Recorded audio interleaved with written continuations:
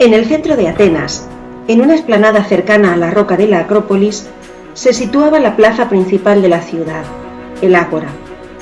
Esta gran plaza, el corazón de la vida cotidiana de la polis, era a la vez lugar de reunión, mercado, centro político y espacio de esparcimiento.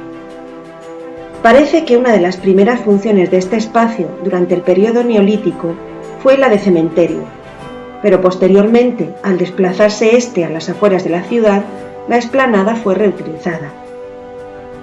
Aunque hay restos arqueológicos más antiguos, el uso del ágora como espacio público empieza a desarrollarse en torno al siglo VII a.C., en consonancia con el desarrollo de la democracia en Atenas. Los edificios se fueron levantando sin un plan urbanístico determinado. El criterio básico fue dejar libre el espacio central que se utilizaba para el mercado y como pista de carreras. Al pie de la colina que cerraba el espacio por el lado oeste, se levantaron los edificios políticos del Consejo de Atenas. En los tres lados de este imaginario triángulo se construyeron varias estoas, largos espacios porticados, para que las muchas actividades del ágora pudieran realizarse a la sombra. Con el paso de los siglos se fueron añadiendo edificios al ágora: templos, altares, edificios administrativos y comerciales, un teatro de música, bibliotecas, tantos que de la explanada primitiva apenas quedaba libre la vía panatenaica. Los romanos siguieron ampliando el ágora y tuvieron que buscar espacios cercanos que albergaran las nuevas construcciones.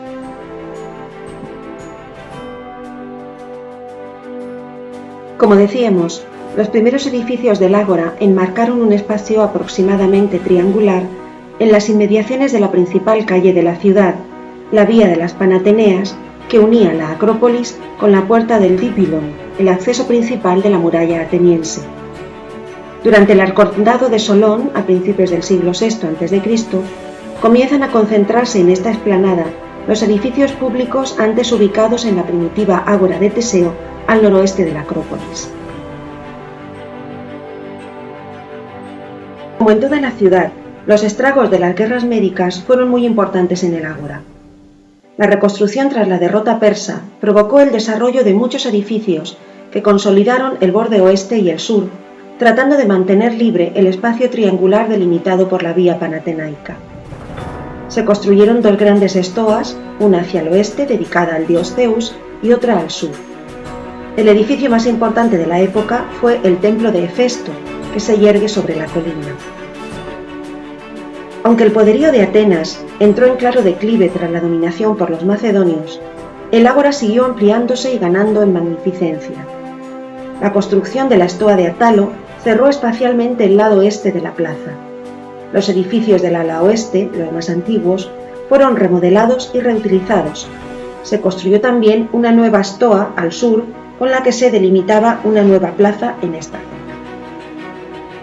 En el 86 a.C., el general Sila tomó Atenas, destruyendo o dañando varios edificios del ágora, particularmente la plaza sur. Durante el principado de Augusto se inició la reconstrucción del ágora de Atenas como un centro de culto imperial. Desde entonces no se permitieron actividades comerciales que se trasladaron a una cercana ágora romana. Para conseguir una visión detallada del ágora, proponemos un recorrido por las distintas zonas, comenzando por la zona oeste, la más antigua y políticamente relevante. Seguiremos por el norte de la plaza, el este, el sur y finalmente nos detendremos en el espacio central. La zona oeste. Fue la zona más marcada por la actividad política e institucional de la ciudad, ya que fue el lugar elegido para el Bouleuterion, el Consejo de Atenas. Nuestro recorrido por el ala oeste comienza por un edificio de plano trapezoidal, en el que varios aposentos rodearían un patio central, que los arqueólogos identifican como el Strategeion, el cuartel general de los 10 estrategos de Atenas. La Tolos era un edificio singular por su planta circular y se utilizaba como sede de los Pritáneos o Comité Ejecutivo de la Boulé. Fue construido en el 470 a.C. como un cilindro con 6 columnas interiores y un techo cónico cubierto con tejas de terracota en forma de diamante.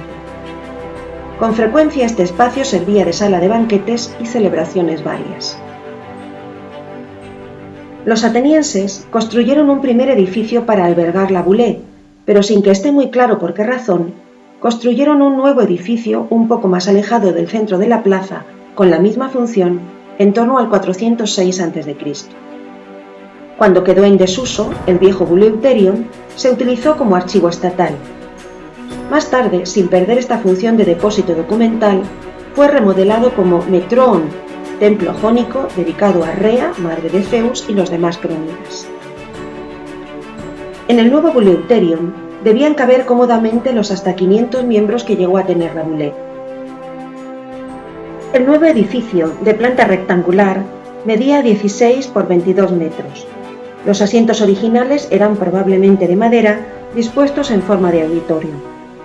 En la segunda mitad del siglo IV a.C., se añadió a la entrada un pórtico jónico, situado inmediatamente al sur del antiguo Bouleuterion. El acceso se abría perpendicular a esta nave y conducía a un claustro rodeado de columnas. Frente al Metróon se erguía desde finales del siglo V a.C. un grupo escultórico compuesto por 10 estatuas que representaban a los héroes de los que tomaban su nombre las 10 tribus atenienses. Por ello se conocía este lugar como el Monumento a los Héroes Epónimos. Entre los edificios religiosos de esta zona se encontraba el templo de Apolo Patros o Apolo Paterno, un pequeño templo de planta sencilla in antis, esto es, porticado en su parte delantera, con columnas de orden jónico. Estaba dedicado a Apolo como padre de la raza jonia, que incluía a los atenienses. Fue destruido por los persas en torno al 480 a.C. Esta sencilla construcción era el verdadero centro simbólico del ágora, el altar de los 12 dioses, construido en torno al 520 a.C. Consistía en un recinto cuadrangular, abierto en dos extremos con un altar en medio. Era una especie de kilómetro cero del mundo griego, ya que las distancias se medían desde allí. Además, era también un punto tradicional de asilo y refugio para los suplicantes. La Stoa Basileios, o Stoa Real, era la sede del arconte Basileus o arconte rey, quien más que un monarca era una autoridad religiosa. Se encontraba también en la esquina noroeste y era una edificación pequeña en comparación con las estoas que se construirían en épocas posteriores. Las estoas eran construcciones de planta rectangular, compuestas por un espacio cubierto de madera, precedido por una columnata que ofrecía un área de protección contra el sol. En lo alto de la colina del Ágora se erguía un templo dedicado a Hefesto, dios del fuego y de la forja, y a Atenea, diosa de las artes y oficios. De ahí que en sus inmediaciones existieran varias tiendas dedicadas a la confección de objetos de metal. El templo era períptero, hexástilo y de orden dórico, con una planta tradicional de una sola nave o cella, precedida por un pronaos o pórtico. Las metopas que corresponden al entablamento dórico se hallaban decoradas con motivos bélicos. En el lado este el tema elegido era Heracles y en el oeste Teseo. El arsenal era un gran edificio rectangular al pie de la colina del Hefesteion. Debido al gran desnivel del terreno, se alzaba sobre un enorme pedestal, lo que le daba al edificio un aspecto muy sólido y compacto. Su nombre nos explica su función principal como depósito de armas y otros utensilios de uso público. La Stoa de Zeus. Aunque era un edificio con función religiosa, dedicado a Zeus Eleuceros, libertador, tenía la forma de un edificio civil, una estoa abierta al este con dos alas en sus extremos. Tenía columnas dóricas en el exterior y jónicas en el interior. Era raro que un edificio religioso se construyera con la forma de una estoa, en lugar de un templo, por lo que, teniendo en cuenta su ubicación céntrica, es probable que también sirviera para fines cívicos. Tampoco era habitual en el ágora su fachada completamente de mármol. Estaba decorada con pinturas y adornada con los escudos de los caídos luchando por la libertad de Atenas.